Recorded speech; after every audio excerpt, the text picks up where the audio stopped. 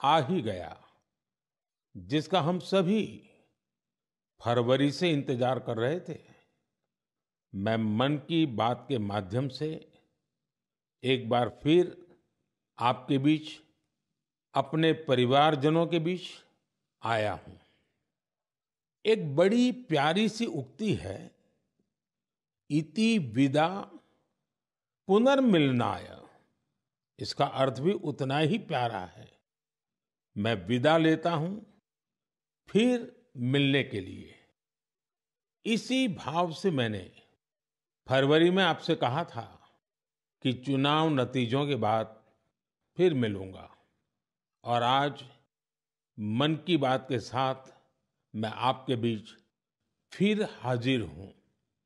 उम्मीद है आप सब अच्छे होंगे, घर में सबका स्वास्थ्य अच्छा होगा।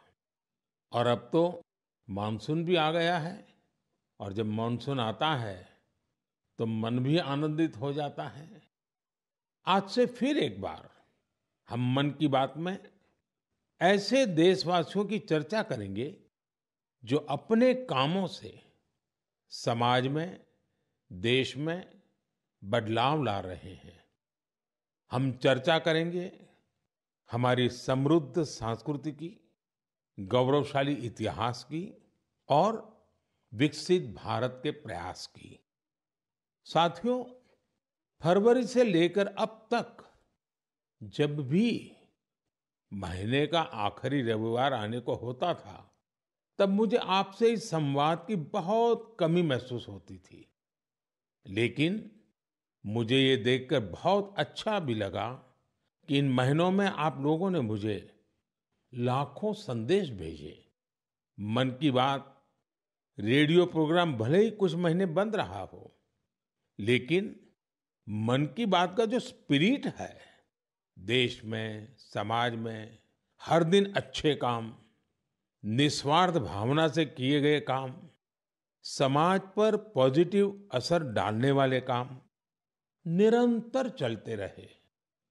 चुनाव की खबरों के बीच निश्चित रूप से मन को छू जाने वाली ऐसी खबरों पर आपका ध्यान गया होगा। साथियों, मैं आज देशवासियों को धन्यवाद भी करता हूं कि उन्होंने हमारे संविधान और देश की लोकतांत्रिक व्यवस्थाओं पर अपना अटूट विश्वास दोहराया है। 24 का चुनाव दुनिया का सबसे बड़ा चुनाव था।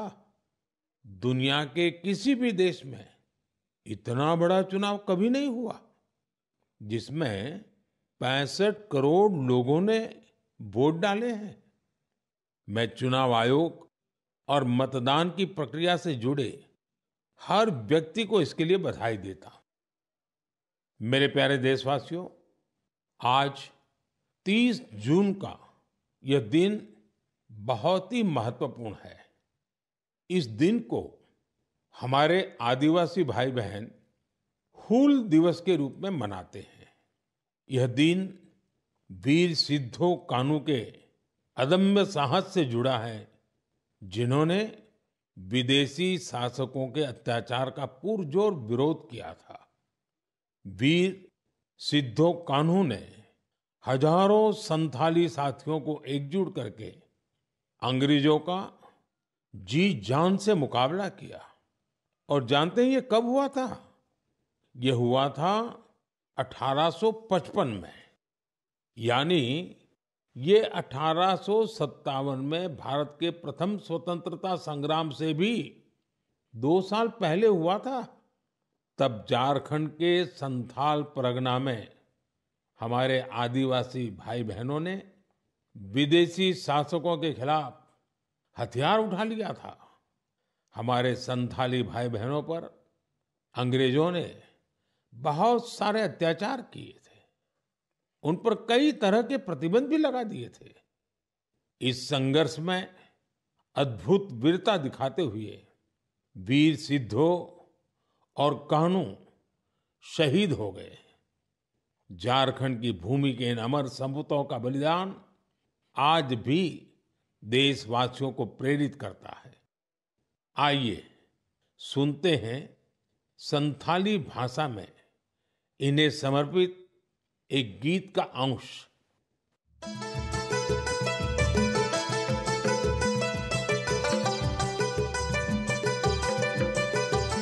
सीधा कानू बोल बुहा मनावे 29 जन जहाँ दिसमरिया मरंग हुदो सांताल हुलका सांताल हुदो आंदोड़लिना इंग्रेज कानून भंगोड़लिना जुमे बंजो एसपीटी एकेला गोयना जंगारे पैगान साड़ी कने झाम जा उनको होले बुहा होले होले। मेरे प्यारे साथियों, अगर मैं आपसे पूछूं कि दुनिया का सबसे अनमोल रिश्ता कौन सा होता है, तो आप जरूर कहेंगे माँ। हम सबके जीवन में माँ का दर्जा सबसे ऊंचा होता है। माँ हर दुख सहकर भी अपने बच्चे का पालन पोषण करती है। हर माँ अपने बच्चे पर हर स्नेह लुटाती है। जन्मदात्री माँ का ये प्यार हम सब पर एक कर्ज की तरह होता है, जिसे कोई चुका नहीं सकता। मैं सोच रहा था, हम माँ को कुछ दे तो सकते नहीं, लेकिन और कुछ कर सकते हैं क्या? इसी सोच में से इस वर्ष विश्व पर्यावरण दिवस पर एक विशेष अभियान शुरू किया गया है। इस अभियान का नाम है एक पेड़ माँ के नाम। मैंने भी एक पेड़ अपनी माँ के नाम लगाया है। मैंने सभी देशवासियों से, दुनिया के सभी देशों के लोगों से ये अपील की है कि अपनी माँ के साथ मिलकर या उनके नाम पर एक पेड़ जरूर लगाएं। और मुझे ये देखकर बहुत खुशी है कि माँ की स्मृति में या उनके सम्मान में पेड़ लगाने का अभियान तेजी से आगे बढ़ रहा है। लोग अपनी माँ के साथ या फिर उनकी फोटो के साथ पेड़ लगाने की तस्वीरों को सोशल मीडिया पर साझा कर रहे हैं। हर कोई अपनी माँ के लिए पेड़ लगा रहा है, चाहे वो अमीर हो या गरीब, चाहे वो कामकाजी महिला हो या गृहिणी। इस अभियान ने सबको माँ के प्रति अपना स्नेह जताने का समान अवसर दिया है। वो अपनी तस्वीरों को हैशटैग प्लांट फॉर मदर और हैशटैग एक पेड़ माँ के नाम, इसके साथ साझा करके दूसरों को प्रेरित कर रहे हैं। साथियों, इस अभियान का एक और लाभ होगा। धरती भी माँ के समान हमारा ख्याल रखती है। धरती माँ ही हम सबके जीवन का आधार है। इसलिए हमारा भी कर्तव्य है कि हम धरती माँ का भी ख्याल रखें। माँ के नाम पेड़ लगाने के अभियान से अपनी माँ का सम्मान तो होगा ही होगा, धरती माँ की भी रक्षा होगी। पिछले एक दशक में भारत में सबके प्रयास से वन क्षेत्र का अभूतपूर्व विस्तार हुआ है। अमृत महोत्सव के दौरान देश भर में 60,000 से ज्यादा अमृत सरोवर भी बनाए गए हैं। अब हमें ऐसे ही माँ के नाम पर पेड़ लगाने के अभियान को गति देनी है। मेरे प्यारे देशवासियों, देश के अलग अलग हिस्सों में मानसून तेजी से अपना रंग बिखेर रहा है और बारिश के इस मौसम में सबके घर में जिस चीज की खोज शुरू हो गई है वो है छाता। मन की बात में आज मैं आपको एक खास तरह के छातों के बारे में बताना चाहता हूं। ये छाते तैयार होते हैं हमारे केरला में। वैसे तो केरला की संस्कृति में छातों का विशेष महत्व है। छाते वहाँ कई परंपराओं और विधि विधान का अहम हिस्सा होते हैं। लेकिन मैं जिस छाते की बात कर रहा हूं वो है कार्थुम्बी छाते, और इन्हें तैयार किया जाता है केरला के अट्टापडी में। ये रंग बिरंगे छाते बहुत शानदार होते हैं, और खासियत ये कि इन छातों को केरला की हमारी आदिवासी बहनें तैयार करती हैं। आज देश भर में इन छातों की मांग बढ़ रही है। इनकी ऑनलाइन बिक्री भी हो रही है। इन छातों को वट्टालक्की सहकारी कृषि सोसाइटी की देखरेख में बनाया जाता है। इस सोसाइटी का नेतृत्व हमारी नारी शक्ति के पास है। महिलाओं के नेतृत्व में अट्टापडी के आदिवासी समुदाय ने एंटरप्रेन्योरशिप की अद्भुत मिसाल पेश की है। इस सोसाइटी ने एक बैम्बू हैंडीक्राफ्ट यूनिट की भी स्थापना की है। अब ये लोग एक रिटेल आउटलेट और एक पारंपरिक कैफे खोलने की भी तैयारी में है। इनका मकसद सिर्फ अपने छाते और अन्य उत्पाद बेचना ही नहीं, बल्कि ये अपनी परंपरा, अपनी संस्कृति से भी दुनिया को परिचित करा रहे हैं। आज कार्थुम्बी छाते केरला के एक छोटे से गांव से लेकर मल्टीनेशनल कंपनियों तक का सफर पूरा कर रहे हैं। लोकल के लिए वोकल होने का इससे बेहतरीन उदाहरण और क्या होगा। मेरे प्यारे देशवासियों, अगले महीने इस समय तक पेरिस ओलंपिक शुरू हो चुके होंगे। मुझे विश्वास है कि आप सब भी ओलंपिक खेलों में भारतीय खिलाड़ियों का उत्साह बढ़ाने का इंतजार कर रहे होंगे।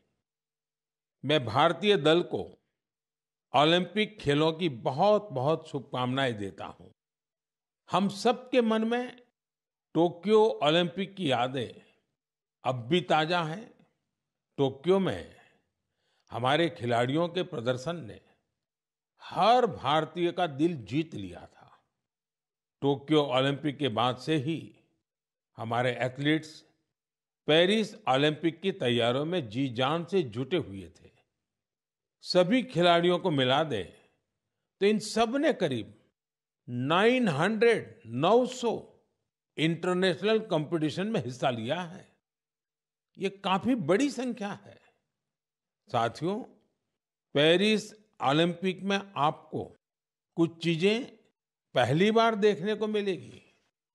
शूटिंग में हमारे खिलाड़ियों की प्रतिभा निखरकर सामने आ रही है। टेबल टेनिस में मेन और विमेन दोनों टीमें क्वालिफाई कर चुकी हैं। भारतीय शॉटगन टीम में हमारी शूटर बेटियां भी शामिल है। इस बार कुश्ती और घुड़सवारी में हमारे दल के खिलाड़ी उन कैटेगरीज में भी compete करेंगे जिनमें पहले वे कभी शामिल नहीं रहे। इससे आप ये अनुमान लगा सकते हैं कि इस बार हमें खेलों में अलग लेवल का रोमांच नजर आएगा।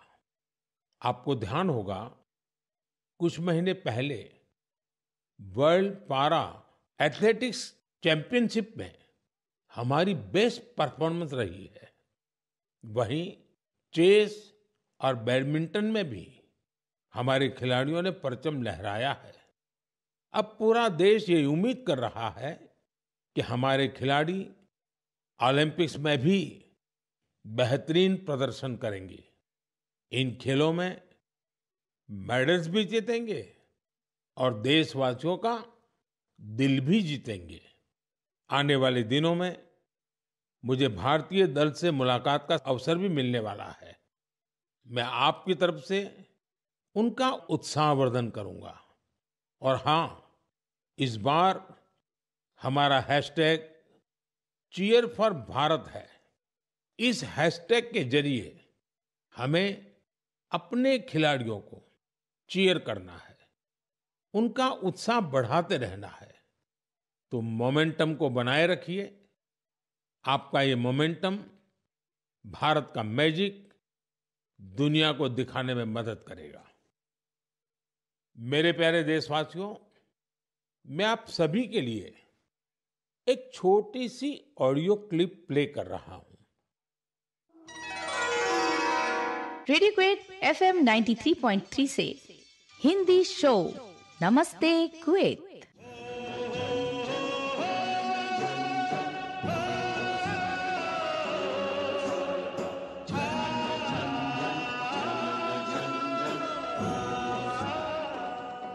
एक ऐसा कार्यक्रम जिसमें हम बात करेंगे कुवैत भारत संबंध के बारे में, कुवैत भारत संस्कृति के बारे में और उस रिश्ते के बारे में जो दोनों देशों को अलग अलग क्षेत्रों में जोड़ता है। इस रेडियो कार्यक्रम को सुनकर आप भी हैरत में पड़ गए ना? तो आइए आपको इसके पीछे की पूरी बात बताते हैं। दरअसल ये कुवैत रेडियो के एक प्रसारण की क्लिप है।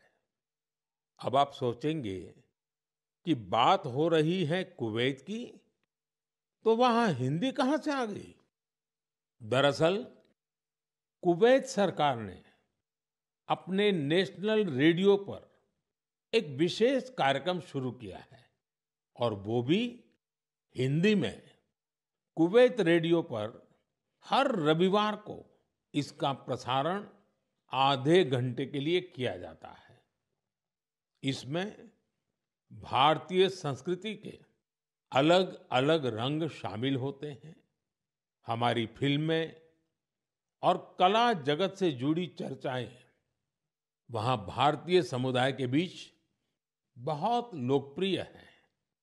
मुझे तो यहां तक बताया गया है कि कुवैत के स्थानीय लोग भी इसमें खूब दिलचस्पी ले रहे हैं। मैं कुवैत की सरकार और वहां के लोगों का हृदय से धन्यवाद करता हूं, जिन्होंने ये शानदार पहल की है। साथियों, आज दुनिया भर में हमारी संस्कृति का जिस तरह गौरवगान हो रहा है, उससे किस भारतीय को खुशी नहीं होगी? अब जैसे तुर्कमेनिस्तान में इस साल मई में वहां के राष्ट्रीय कवि की 300वीं जन्म जयंती मनाई गई। इस अवसर पर तुर्कमेनिस्तान के राष्ट्रपति ने दुनिया के 24 प्रसिद्ध कवियों की प्रतिमाओं का अनावरण किया। इनमें से एक प्रतिमा गुरुदेव रविंद्रनाथ टैगोर जी की भी है। ये गुरुदेव का सम्मान है, भारत का सम्मान है। इसी तरह जून के महीने में 2 कैरेबियाई देश सूरीनाम और सेंट विंसेंट एंड द ग्रेनाडीज ने अपने इंडियन हेरिटेज को पूरे जोश और उत्साह के साथ सेलिब्रेट किया। सूरीनाम में हिंदुस्तानी समुदाय हर साल 5 जून को इंडियन अराइवल डे और प्रवासी दिन के रूप में मनाता है। यहाँ तो हिंदी के साथ ही भोजपुरी भी खूब बोली जाती है। सेंट विंसेंट एंड द ग्रेनाडीज में रहने वाले हमारे भारतीय मूल के भाई बहनों की संख्या भी करीब 6000 है। उन सबको अपनी विरासत पर बहुत गर्व है। 1 जून को इन सब ने इंडियन अराइवल डे को जिस धूमधाम से मनाया, उससे उनकी ये भावना साफ झलकती है। दुनिया भर में भारतीय विरासत और संस्कृति का जब ऐसा विस्तार दिखता है, तो हर भारतीय को गर्व होता है। साथियों, इस महीने पूरी दुनिया ने 10वें योग दिवस को भरपूर उत्साह और उमंग के साथ मनाया है। मैं भी जम्मू कश्मीर के श्रीनगर में आयोजित योग कार्यक्रम में शामिल हुआ था। कश्मीर में युवाओं के साथ साथ बहनों बेटियों ने भी योग दिवस में बढ़ चढ़ करके हिस्सा लिया। जैसे जैसे योग दिवस का आयोजन आगे बढ़ रहा है, नए नए रिकॉर्ड्स बन रहे हैं। दुनिया भर में योग दिवस ने कई शानदार उपलब्धियां हासिल की हैं। सऊदी अरब में पहली बार एक महिला अल हनौफ साद जी ने कॉमन योगा प्रोटोकॉल को लीड किया। ये पहली बार है जब किसी सऊदी महिला ने किसी मेन योगा सेशन को इंस्ट्रक्ट किया हो। इजिप्ट में इस बार योग दिवस पर एक फोटो कंपटीशन का आयोजन किया गया। नील नदी के किनारे, रेड सी के बीचेज पर और पिरामिडों के सामने योग करते लाखों लोगों की तस्वीरें बहुत लोकप्रिय हुई।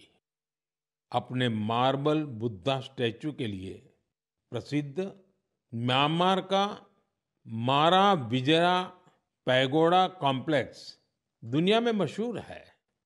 यहाँ भी 21 जून को शानदार योगा सेशन का आयोजन हुआ। बहरीन में दिव्यांग बच्चों के लिए एक स्पेशल कैंप का आयोजन किया गया। श्रीलंका में यूनेस्को हेरिटेज साइट के लिए मशहूर गोल्फ फोर्ट में एक यादगार योगा सेशन हुआ। अमेरिका के न्यूयॉर्क में ऑब्जर्वेशन डेक पर भी लोगों ने योग किया। मार्शल आइलैंड पर भी पहली बार बड़े स्तर पर हुए योग के कार्यक्रम में यहाँ के राष्ट्रपति जी ने भी हिस्सा लिया। भूटान के थिम्पू में भी एक बड़ा योग दिवस का कार्यक्रम हुआ, जिसमें मेरे मित्र प्रधानमंत्री टोबगे भी शामिल हुए।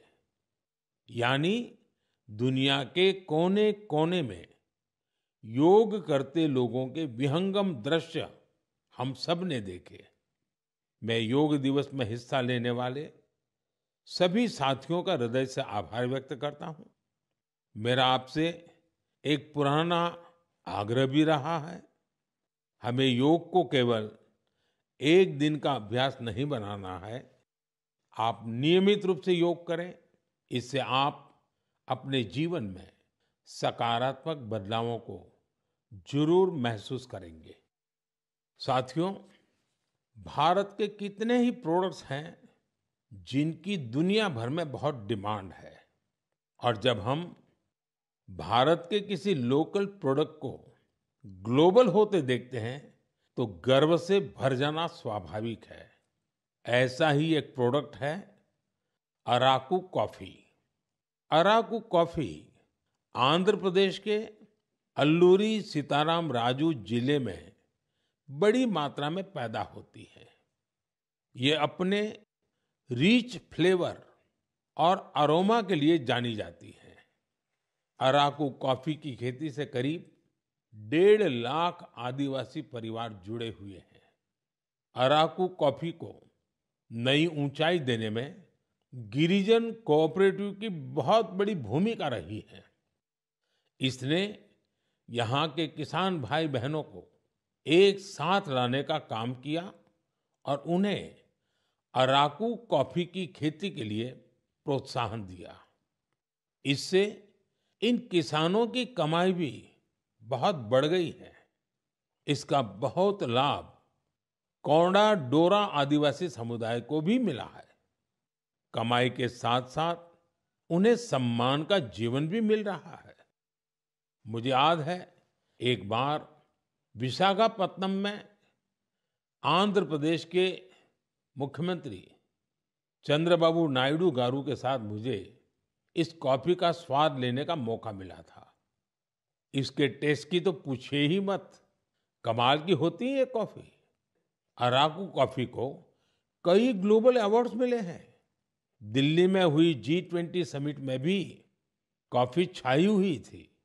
आपको जब भी अवसर मिले, आप भी अराकू कॉफी का आनंद जरूर लें।